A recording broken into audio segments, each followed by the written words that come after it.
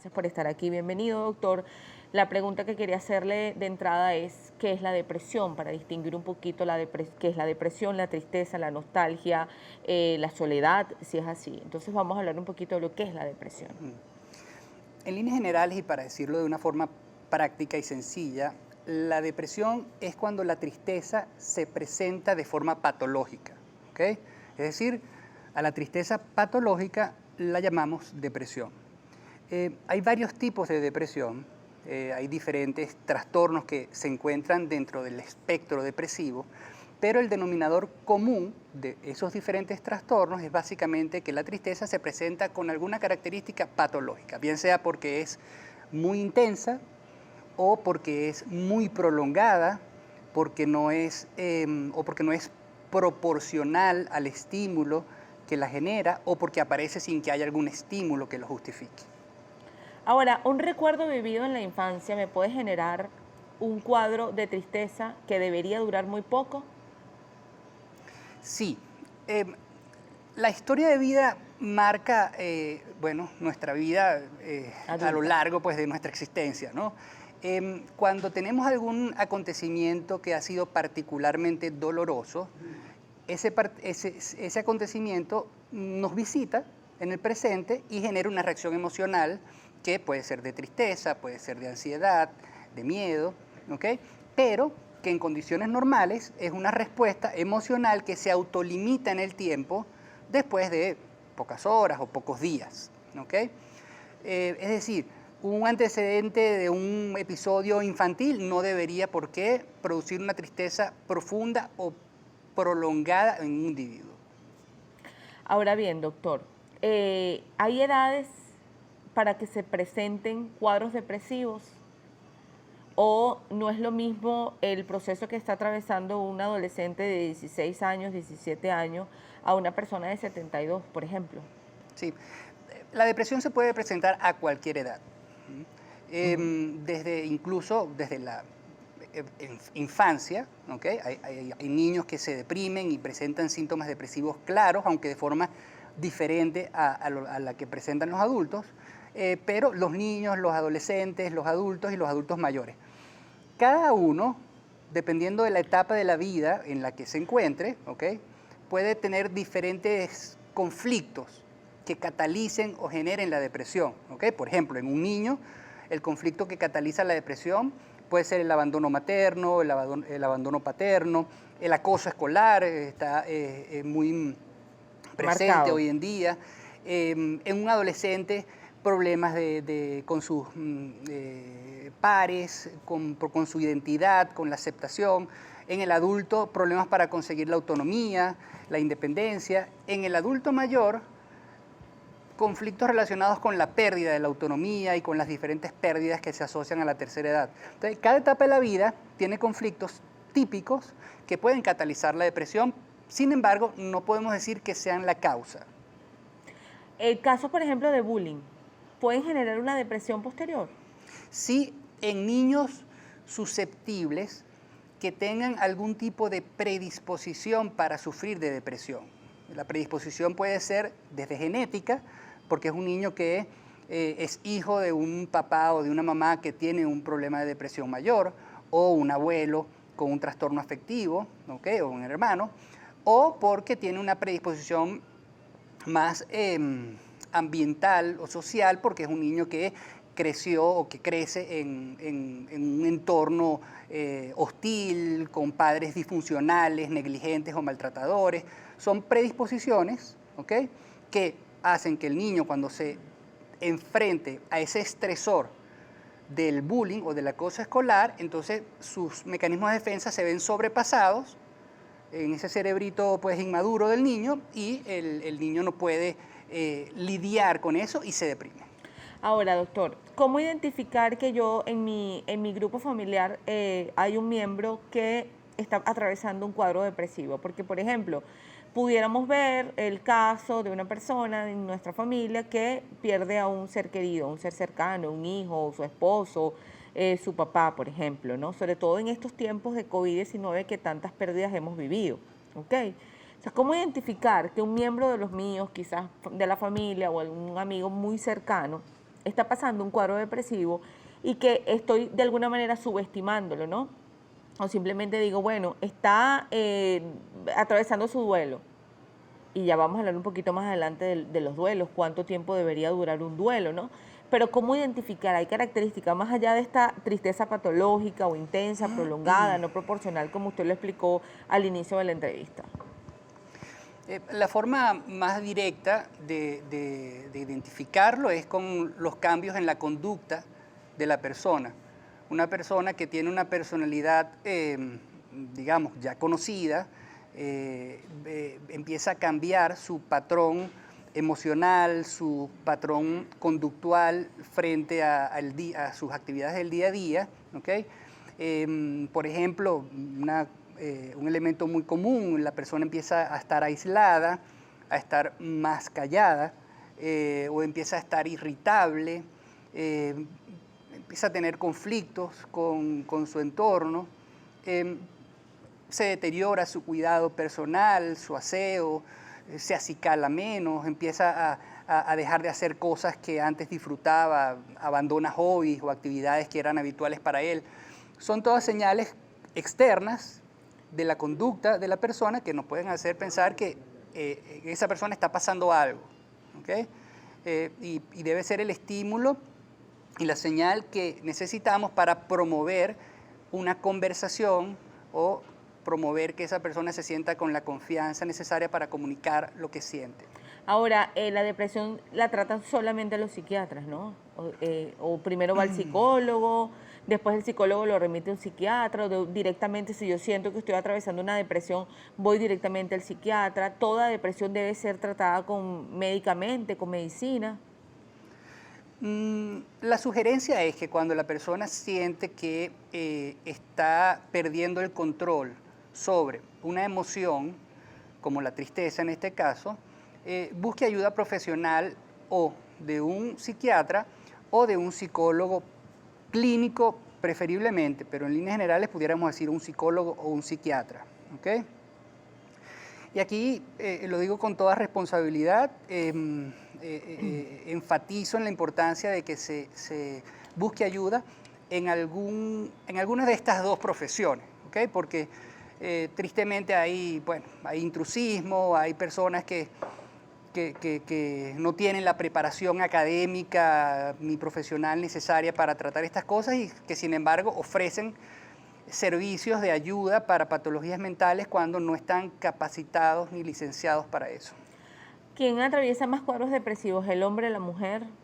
¿Cuáles son las edades aproximadas, si es que se puede definir, entendiendo que no hay edad para presentar un cuadro depresivo?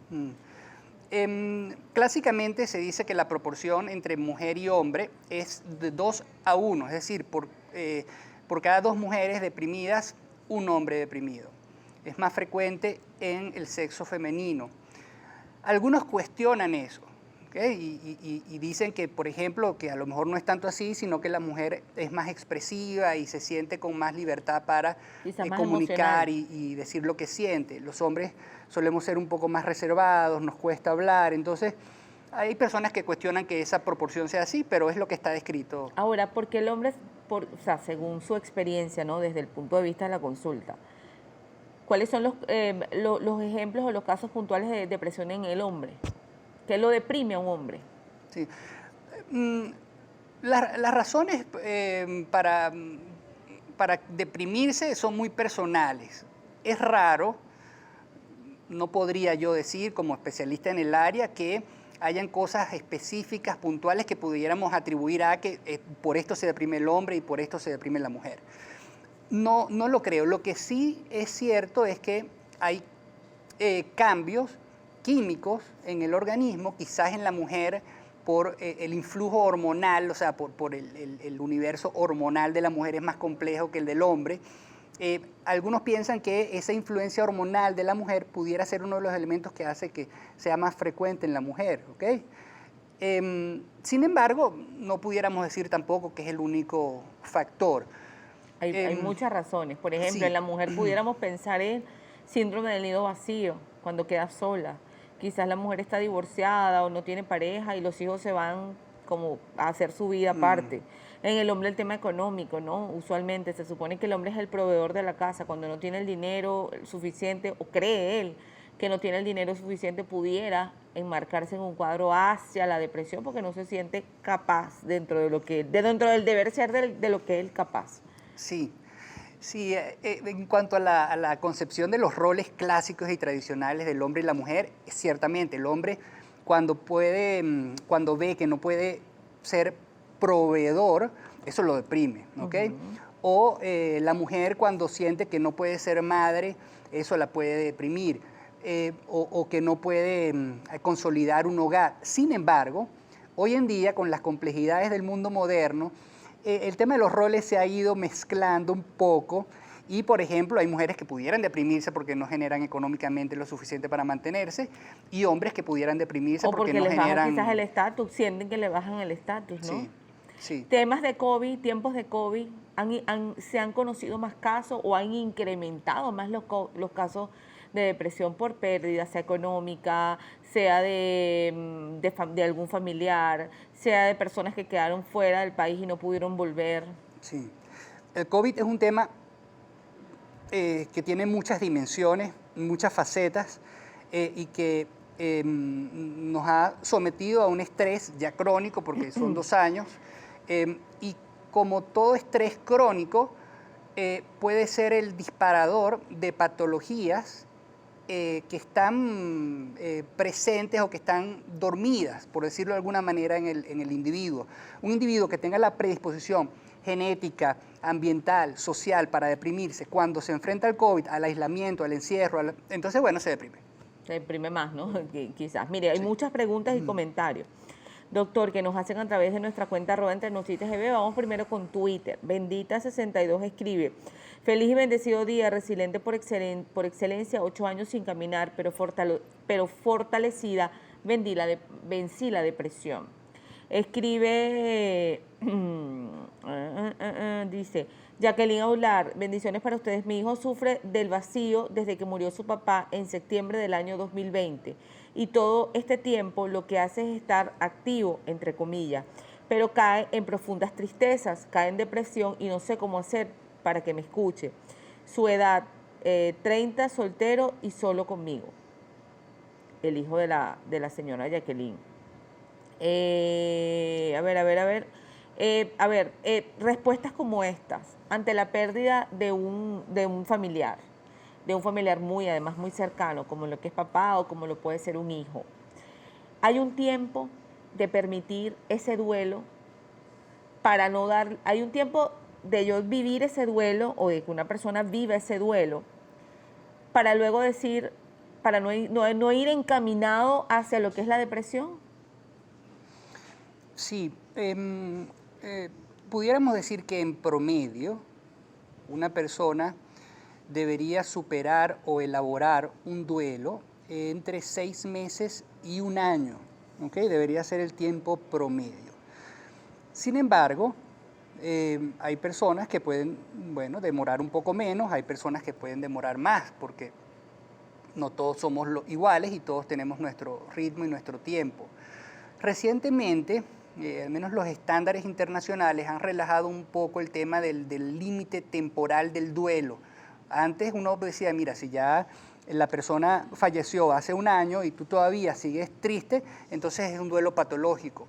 Actualmente ya, bueno, eso no se considera así. Hay que evaluar muy individualmente cada caso y, bueno, tener en cuenta muchas variables que hacen que, bueno, no necesariamente alguien que extraña a su padre porque murió hace 1 año y medio todavía, eso es una señal de que es un duelo patológico, no necesariamente. Pregunta Marial, perdón, ¿puede una niña de 3 años deprimirse? Sí, ¿Cómo se identifica la depresión en los niños? No es lo más frecuente, con rabietas, cambios en su conducta, en su personalidad. Por ejemplo, un niño de 3 años que ya había alcanzado control de los esfínteres lo pierde. Un niño que era afectuoso, amoroso con sus padres, deja de serlo. Empieza a ser agresivo en el preescolar, en caso de que vaya al preescolar, etc. Bueno, ya hemos adelantado un poquito de las señales de alerta. Cuando una persona está atravesando un cuadro depresivo, doctor, lo más importante es no dejarlo solo, ¿no?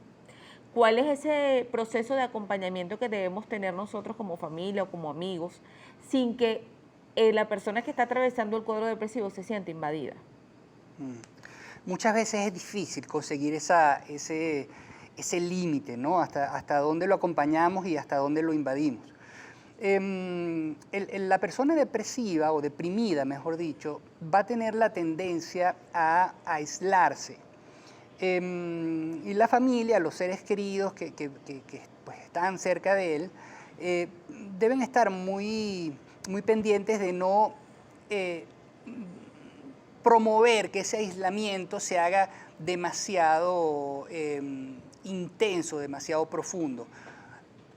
Hay que acompañar a la persona. Acompañar a la persona no quiere decir que tengamos que estar encima de ella todo el tiempo. Simplemente con, por ejemplo, ayudarlo a que consiga la ayuda profesional que necesita, estimularlo a que se comunique, a que hable con nosotros cuando se sienta listo y quiera hacerlo, a que no se sienta juzgado, a que entienda y crea que nosotros como familiares entendemos que está atravesando por una condición médica y que no es una señal de su debilidad espiritual o de carácter, o que es que simplemente dejó de poner de su parte o quiso tirar la toalla. O sea, hacer que entienda que, bueno, nosotros sabemos que es una enfermedad, que es una condición médica que requiere tratamiento y que estamos dispuestos a acompañarlo y ayudarlo. Dejábamos una pregunta abierta sobre la señora Carmen Zapata, que dice que su hija tiene 43 años, ella dice que tiene depresión, pero su hija se resiste a recibir ayuda. ¿Qué se puede hacer allí, doctor? Porque estamos hablando de una mamá que le duele a su hija. Es muy difícil ese escenario porque ya una persona de 43 años no podemos obligarla y no es como un niño que uno agarra por el brazo y se lo lleva y lo lleva al pediatra aunque el niño no quiera. Con un adulto es diferente. Entonces, básicamente lo que se sugiere es, bueno, es recurrir a la persuasión, a que la familia se reúna con la persona y le comunique su genuina preocupación. Si hay varios miembros de la familia que el paciente respete, quiera, si esta intervención familiar puede ser conjunta, pues con varios integrantes puede ser más efectiva y en ocasiones también los profesionales podemos hacer visitas a las casas. Entonces el paciente no quiere ir al consultorio, hay profesionales que van a la casa y evalúan al paciente. De alguna manera hacen una... Sí. Puede llegar quizás a una flexibilización de este paciente, ¿no? Porque obligado no puedes llevar a nadie, ¿no? A menos que esté... Sí. A menos que... Solamente se obliga a un paciente adulto a someterse a un tratamiento cuando la enfermedad pone en peligro su vida. Ahora, si yo vivo con una persona que tiene una depresión y no quiere recibir ayuda, y yo estoy preocupada por esa persona, de alguna manera, la palabra contagio evidentemente no es la correcta, pero de alguna manera puedo yo involucrarme en esa depresión y terminar siendo una depresiva más, doctor. Sí, es una metáfora bien interesante lo de contagio, ¿no? Ciertamente la depresión no es una enfermedad infecciosa ni transmisible. Sin embargo, las emociones, se ha demostrado y lo sabemos, las emociones se contagian entre comillas, ¿ok? Si alguien que queremos, que está muy cerca de nosotros, está profundamente triste, uno siente internamente también algo de tristeza para conectarse empáticamente con esa persona. Y definitivamente lo vives, doctor, y quizás yo puedo manifestar ciertas conductas que se puede parecer a una depresión. De repente no es depresión como tal, pero sí tristeza y digo, wow, se me pegó tu tristeza, se me pegó tu depresión.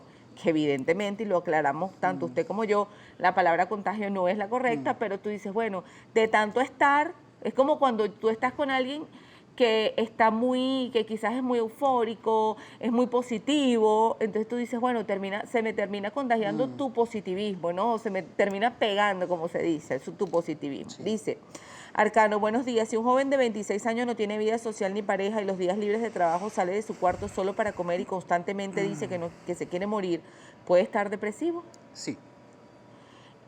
Douglas Gallardo dice, mi madre tiene años tomando ansiolíticos por trastornos de ansiedad y aún no vemos que mejora. ¿Qué opina el doctor de, por ejemplo, la alternativa de las flores de Bach? La ansiedad es un problema distinto. Está emparentado muchísimas veces con la depresión, pero no todas las personas ansiosas están deprimidas. ¿Por qué se da la ansiedad, doctor? También pueden haber muchas causas, pero la ansiedad suele ser muchas veces reacción o reactiva a problemas, a potenciales amenazas, a incertidumbres que vive el individuo. Allí puede aparecer la ansiedad. ¿Okay? El tema, por ejemplo, de un trabajo inestable te puede generar ansiedad, pero no Sí. depresión. Sí, sí. En la práctica vemos que muchas veces terminan yendo de la mano. Una persona que esté crónicamente ansiosa, en algún momento empieza a estar deprimida. Y una persona que crónicamente esté deprimida, en algún momento puede empezar a estar ansiosa. ¿Okay? Es la antesala A. Sí. Cuando se juntan ambos problemas, entonces clínicamente la complejidad del caso aumenta. Los ansiolíticos, que probablemente esta mujer toma, son, bueno, herramientas médicas que se usan para aliviar los síntomas de ansiedad, pero no necesariamente, muchas veces no son la solución. Las flores de Bach, bueno, son tratamientos homeopáticos. Muchas veces nos sentimos más atraídos a probar con alternativas que consideramos naturales y consideramos menos dañinas para el organismo. En la práctica, en mi práctica, cuando hablamos de ansiedad patológica o de tristeza patológica, estas estrategias homeopáticas no funcionan. O funcionarán de momentico, doctor, que lo que haces es enviarle, cuando te tomas las goticas, le envías una señal al cerebro y le dices, bueno, aquí está este tranquilizante, pero hay una raíz, hay un fondo y hay una forma a la que hay que tratar, más allá de las flores de Bach, con todo el respeto a este tipo de alternativas homeopáticas. Ataques de pánico, doctor. ¿Es la antesala a una depresión? ¿Es la antesala a una ansiedad? Los ataques de pánico son, es un tipo de ansiedad. Okay. Hay diferentes tipos de ansiedad. Los ataques de pánico son uno de estos tipos. Básicamente el ataque de pánico es una ansiedad violenta, paroxística, que aparece de sorpresa, de forma abrupta, en donde el individuo siente miedo intenso. Y por eso se llama ataque de pánico, ¿okay? Porque es una forma intensa de miedo que invade a la persona en un momento. Escribe Rachel Luna, vivo duelo por partida de mamá y no logro superarlo. Sufro de depresión, ataques de ansiedad y de pánico. Una ayuda urgente. Gracias. Sí, es muy positivo, muy asertivo y refleja la madurez de esta televidente que, bueno, sea consciente de que necesita la ayuda urgente. Ya había respondido, pero vamos a leer este comentario, ya lo hablábamos ahorita, dice Alison 9296, ¿puede un niño de 2 años absorber la depresión o tristeza de los adultos que le rodean? Sí. Buenos días, ¿cómo manejar un cuadro depresivo para una persona de 86 años? No quiere bañarse y el olor es complicado, ni cambiarse de ropa en días, todo le molesta, duerme mucho de día y después no de noche, pelea por todo. Es un drama llevarlo normalmente al médico por su salud, más complicado llevarlo a un psicólogo. En estos casos, una visita domiciliaria por un profesional, preferiblemente un psiquiatra en este caso, sería la estrategia más adecuada.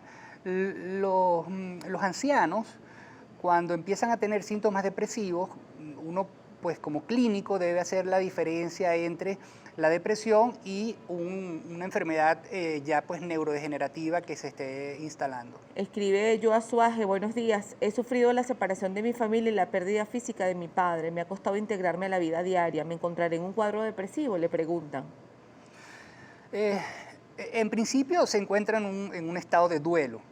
habría que evaluar hasta qué punto ese duelo es normal o es un duelo patológico. Cuando el duelo se hace patológico, bien sea porque ha demorado muchísimo tiempo o quizás este elemento es más importante en la práctica, porque impide que la persona se reinserte nuevamente a su vida, entonces allí uno podría sospechar que ese duelo pudiera estar convirtiéndose en una depresión. La depresión es genética, le pregunta a Cristina González Valerio, ¿o puede padecerla en algún momento, siendo ya una condición permanente? Tiene un substrato genético sin duda alguna. Escribe Mani Media Villa, buenos días, tengo un familiar con depresión mayor desde hace más de 10 años. Le suben y le bajan los síntomas. ¿Será que esto no tiene cura? También tiene bipolaridad, tiene tratamientos con fármaco. Gracias y miles de bendiciones.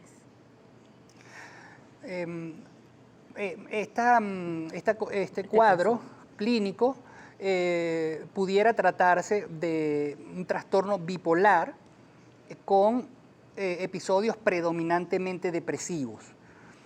La depresión, cuando aparece dentro del trastorno bipolar, generalmente es más complicada de tratar y es más recurrente. Sin embargo, con los tratamientos, en ese caso farmacológicos, la persona puede controlar bastante bien la condición.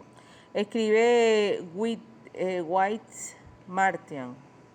Yo he pasado por ansiedad, estoy con tratamientos médicos y después de pasar por varios psiquiatras, finalmente di con el especialista que acertó con el tratamiento que me ha ayudado.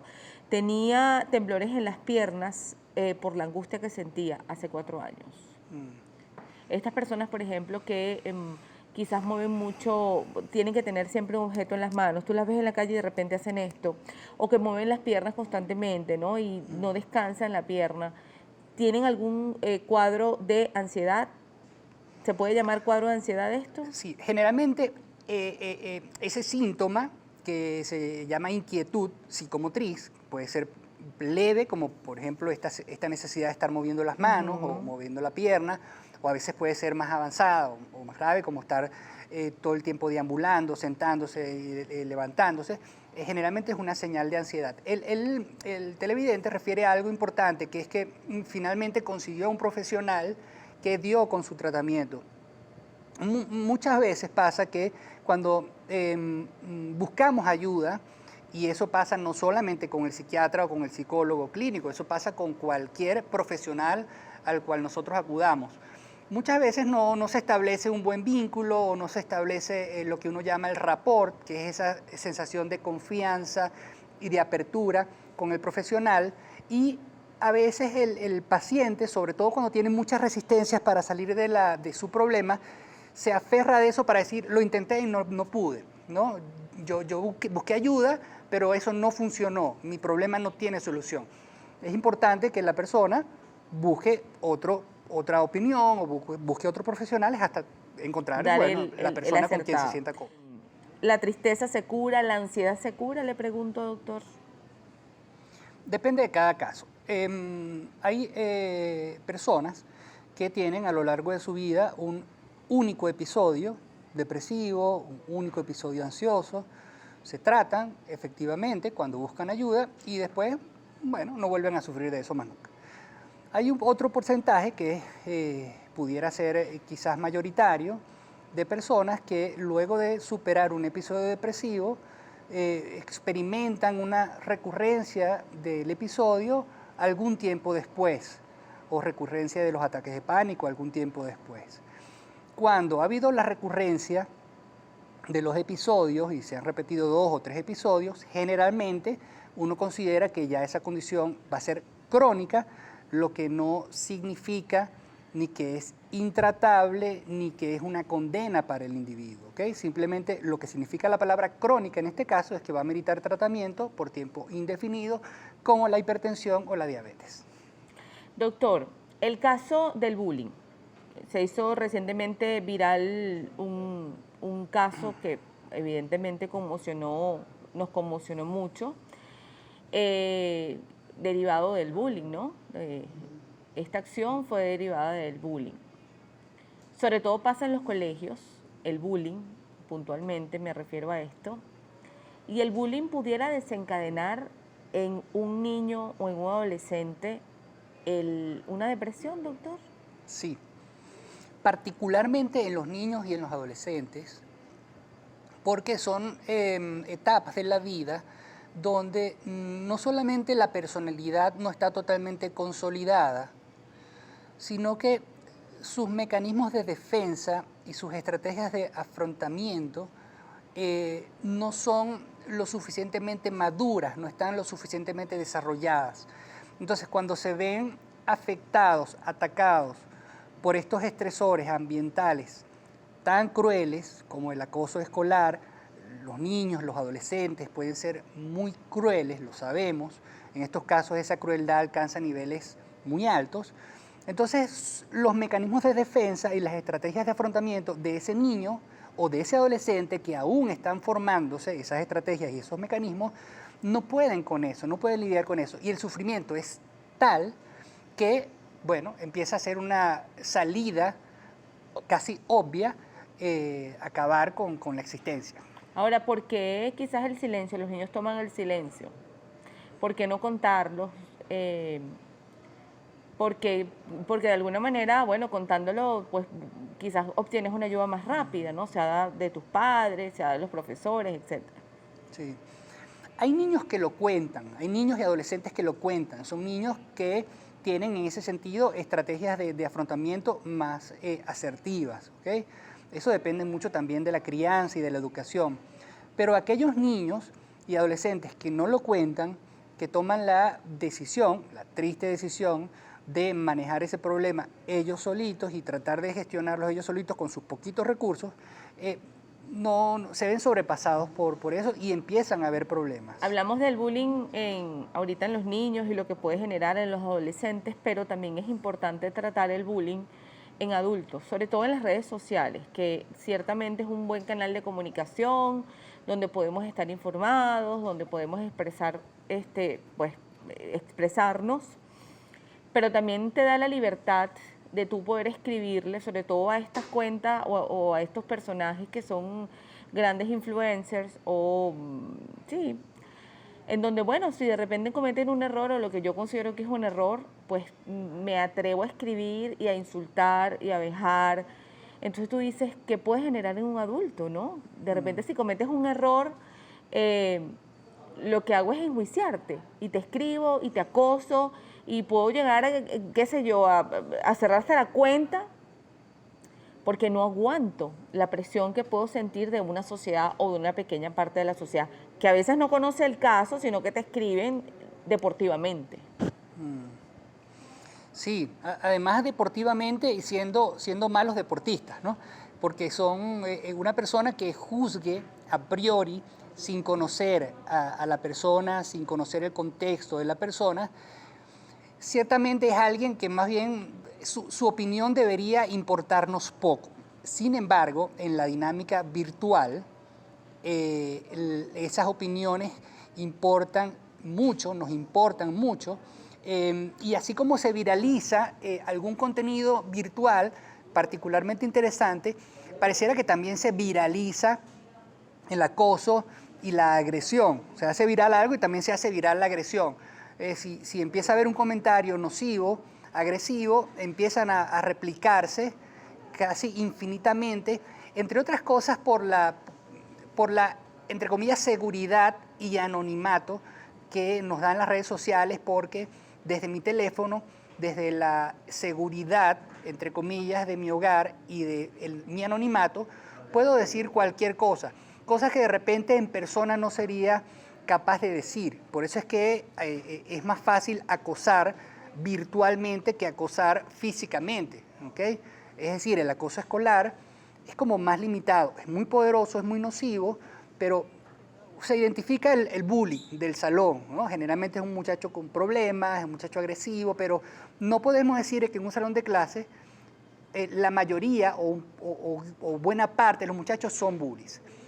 En el mundo digital o virtual es diferente porque la gente está escondida y se siente más libre de drenar o dejar salir por el teléfono algún conflicto que tiene allí guardado.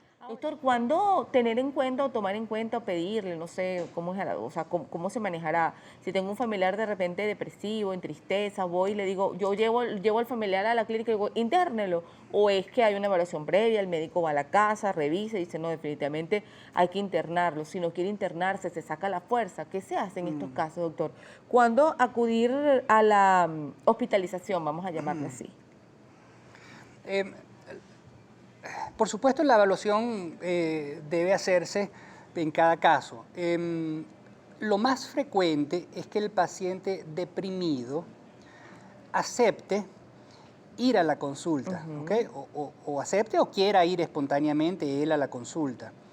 Porque el dolor es tan fuerte, el sufrimiento es tan fuerte que, bueno, prácticamente de forma natural la persona sabe y recibe la ayuda. Aquellos casos donde no es así y la persona se resiste, se opone, entonces yo sugiero que en esos casos la familia vaya a la cita con el profesional, ¿okay? Si es la mamá o es el papá, que pidan la cita con el profesional, hablen con el profesional del caso y las especificaciones de ese caso, y se evalúe la estrategia, que puede ser desde una visita domiciliaria o, como tú comentabas, la hospitalización podría ser una alternativa. No es la primera elección, ni la segunda, ni la tercera. La hospitalización se relega a casos graves donde la vida de la persona está en peligro. Doctor, casos como jóvenes o adolescentes que están tan inmersos en los videojuegos. Ahí hay una tristeza disfrazada, vamos a decir así, escondida, mejor dicho, en un videojuego. Ahí conozco casos puntuales de chicos que ya no son tan adolescentes, pero que pasan muchas horas durmiendo, pero y cuando está despierto, lo que más hace es jugar el videojuego, que además parece que hasta cobran por esto. Pero entonces tú dices, ¿qué hay detrás de cuadros como estos? Las adicciones, generalmente, y las adicciones a los videojuegos son unas adicciones, incluso recientemente ya reconocidas por la Organización Mundial de la Salud, muchas veces son la punta del iceberg que está ocultando algo que está en el fondo mucho más grande y mucho más poderoso. Con muchísima frecuencia, no podría yo decir que la totalidad de los casos, pero sí podría decir que un gran porcentaje de pacientes que sufren con adicciones padecen de problemas de ansiedad y de depresión. Y las adicciones al juego, a los videojuegos, a los juegos de azar, al alcohol, es como una forma del individuo de evadir su problema emocional, es decir, acudo o recurro a este juego o a este videojuego para evadir mi dolor, mi realidad dolorosa, o para tratar, entre comillas, es decir, cuando me conecto con los videojuegos, mi ansiedad disminuye y en ese sentido estoy como autotratándome. Pero por supuesto no es lo más adecuado, no es lo asertivo y lo que suele suceder es que termina siendo peor el remedio que la enfermedad y al final el individuo o el adolescente sigue deprimido, sigue ansioso y además tiene un problema asociado que es la adicción. ¿Una ruptura sentimental puede generarme depresión o puedo comenzar? Hay una separación, una ruptura sentimental. ¿De tristeza pasa a la depresión o termina mi relación y automáticamente caigo en depresión? Pues, lo natural es que después de una ruptura sentimental, sobre todo si ha sido una relación significativa para nosotros, experimentemos tristeza y vivamos un duelo. Eso es lo que pasa en la mayoría de los casos. ¿Y el duelo puede durar igual que la pérdida de un ser querido? ¿O es distinto el tiempo? En promedio uno habla de 6 meses, un año en general, ¿ok? Pero, por supuesto, no es lo mismo superar una ruptura de un noviazgo de, no sé, de 3 años a superar la pérdida de un hijo. O sea, son dos cosas totalmente diferentes, ¿no? La proporción del dolor es distinta. Pero lo normal cuando perdemos una relación o sufrimos una ruptura amorosa es experimentar un duelo que debería durar un año, 6 meses, y ya después poco a poco uno va superándolo incluso sin tratamiento. Ahora, por acá hacían una pregunta en Instagram y decía, y la persona, no tengo el usuario, pero decía que si cuando estamos atravesando un proceso de depresión es bueno guardar ciertos objetos que nos recuerden a ese momento de tristeza. Y esta pregunta le acompaña lo que viene a continuación. Si, por ejemplo, hablando del tema de las rupturas sentimentales, yo tengo un matrimonio de muchos años, definitivamente nos divorciamos. El hombre se va de la casa, o a veces la mujer, ¿no? Y no tengo más a dónde ir. Pero esa casa me recuerda a él, o me recuerda a ella, o recuerda a ella según sea el caso. ¿Cuál es la recomendación? Porque se supone que en esa casa construí familia, etcétera, soñamos, visualizamos el futuro, pero resulta que un futuro pues no se dio. ¿Qué hacer? Cambiar el color de las paredes, voltear la cama, sacar las cosas, o sea, lo que me recuerde a esa persona. Mudarse no es la primera alternativa ni debería ser la primera elección. El tema es un proceso más interno que externo, ¿ok? No, sería un error enfocarnos en los elementos externos de nuestra casa, de nuestros muebles, y perder de vista o no darle la importancia a los aspectos internos emocionales, ¿ok? El foco debe ser, por supuesto, nuestro mundo interno y nuestras condiciones internas.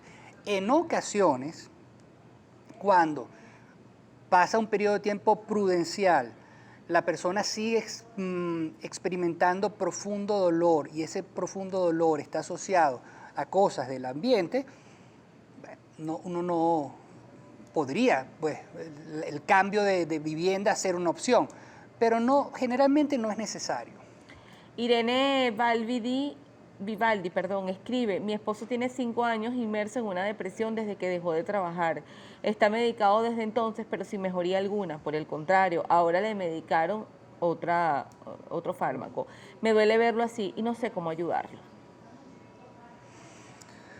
Sí, el duelo asociado a la jubilación es muy fuerte y puede ser el catalizador de un episodio depresivo, que pareciera ser el caso de este televidente. Dice: buenos días desde Los Teques, excelente tema. La depresión la sentí al jubilarme en el 2016 y en estos 2 años de pandemia se ha repetido. Escribe Rosina Cotín: desde hace 4 años estoy sufriendo de ansiedad y me da miedo dormirme, me ha llevado a sufrir de insomnio. Gracias, espero su respuesta. ¿Qué le puede recomendar, doctor? Que busque ayuda porque tanto la ansiedad como el insomnio que se genera a raíz de la ansiedad son condiciones perfectamente tratables. Escribe Hernández Dinora: la crisis, dice, la depresión es el pan nuestro de cada día en Venezuela. La crisis más la pandemia la ha aumentado. La tristeza es lo que más se palpa en muchos rostros de nuestro país. Escribe Daniel Drum: la ansiedad se puede medicar de por vida. La ansiedad, sí, cuando son casos de ansiedad recurrente, severa y impacta en la vida del individuo y disminuye su calidad de vida, podría tratarse de por vida. Dice la doctora Nadia Capela: Marjorie, por favor, destaca que para la depresión la acupuntura es la opción no farmacológica. Alternativas, además de las flores de Bach, la acupuntura es una buena opción que me pueda ayudar, entendiendo que también la yoga, hacer ejercicios, caminar.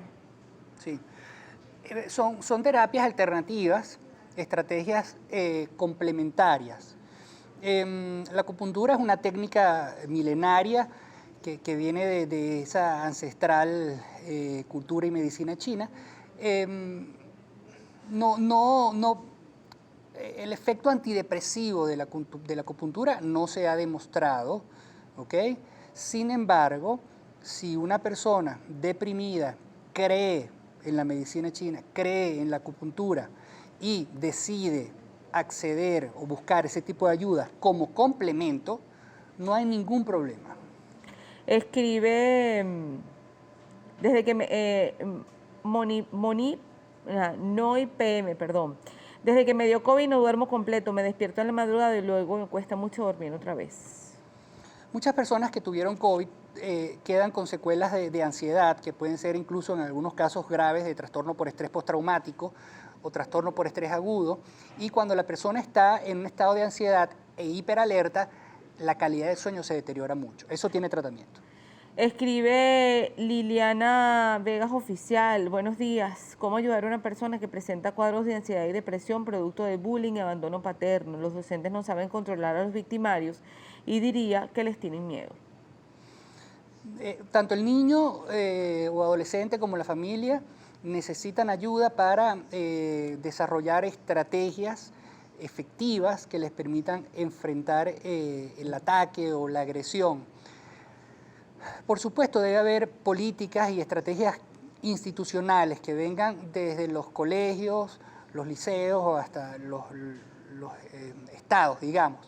Sin embargo, no podemos depender de eso. Necesitamos elaborar nuestras propias estrategias y desarrollar nuestras propias fuerzas y nuestras propias armas, digamos, metafórica y simbólicamente hablando, para hacerle frente al bullying. Vamos con la última pregunta para luego escuchar recomendaciones y palabras finales del doctor. Magali Mujica, buenos días. A veces me levanto con ganas de llorar y triste porque mis hijos están fuera del país. ¿Qué se puede hacer ante o sea, ¿cuál es la recomendación que le puedes dar? Porque no que se puede hacer, ¿qué le puedes recomendar a casos como esto? Sí, el síndrome del nido vacío es una reacción de duelo que la persona experimenta cuando, bueno, los hijos crecen y se van. Es algo totalmente normal. ¿Cuál sería la sugerencia? Que lo hable, que lo comunique, que no se aísle, que refuerce su red de apoyo, sus vínculos con amigos, con el resto de la familia, que mantenga su vida, digamos, una vida Preguntan saludable. por aquí, doctor, que qué pasó con los hospitales de salud pública. A ver, sí, para atender enfermedades en hospitales. ¿Los hay, doctor?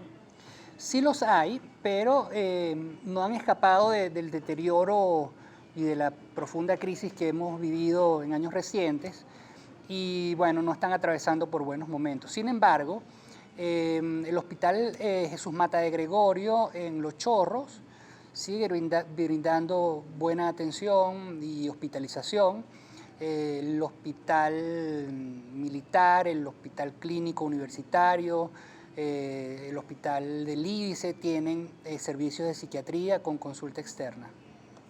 Y además están disponibles, por ejemplo, que lo conversamos aquí, lo hemos recomendado mucho, la Federación Venezolana de Psicólogos, que también tienen líneas gratuitas de atención para en casos de, sobre todo surgió, bueno, yo creo que ya existía, pero se hizo más presente, o en casos de cuando vinimos con todo este proceso de la pandemia, ¿no? Y hay números de repente gratuitos, doctor, donde alguna persona que si tiene un cuadro puntual puede expresarse, llamar y pedir ayuda. Hay algunas fundaciones que brindan servicios de salud gratuitos. Es un tema todavía por desarrollar, no hay la infraestructura en el país como para dar un servicio sólido y masivo a ese tipo de personas, ¿no? Doctor, palabras finales, recomendaciones para la audiencia, por favor. Si sientes que tienes una emoción que no puedes controlar, que se está saliendo de control y que empieza a impactar en tu calidad de vida y a disminuir tu capacidad para funcionar normalmente, busca ayuda, tiene solución, tiene tratamiento.